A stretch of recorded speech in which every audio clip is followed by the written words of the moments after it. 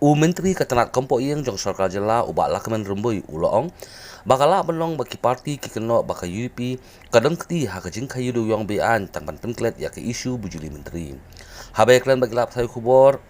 henne kalai potering unai lor ubak rembui uloong babon naki parti kidan hapreng gajing kulmar jingmut namarkani ke isu bujuli menteri bat kidan ru gajing bisni baka UDP kanat nakani kakenrum kenram. Uloong baka tenat pulen kalasim kia hak bayade bat ke isu bante lakam ya kajing kayudu yang bean. U Menteri Ketenat Kompo Iyeng uloong baki pulet kinum laban bat ya kitrok kibabiang ikut Islam. Nga dan full faith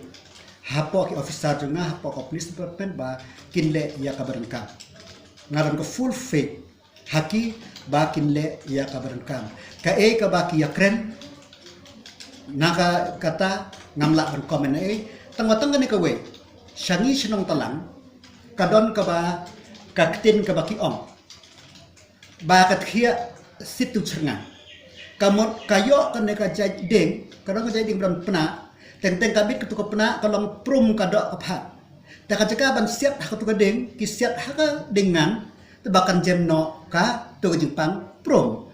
kamot imat yo kadon ka haka ne ka jing bandai wat ka tradition jang ki breu haka ne ka jing ya ki palok kum bagyo I hapo ka khobor ba kadon ka jam ya kliang menteri kumno bandai wat ka to ka attention bawan ra da ka we issue den ta kadaw ki wan ra ya ka to issue but sakawe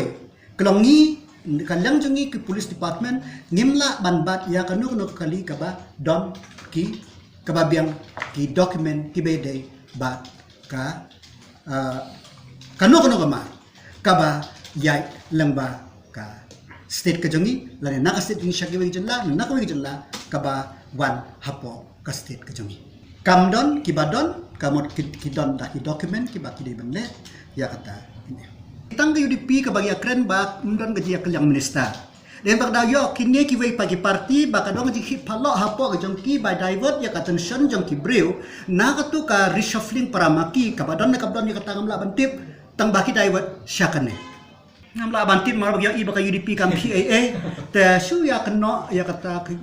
tang la bantip na yu te teng ba saka wei kalong ba ni na kalyang jongi ka police department nga don ka full faith halang officer jonga ba kinle ka barangkam bat ka baar ba ngimdon kanu authority bangin bat ya kinu kali ladaki biang ke document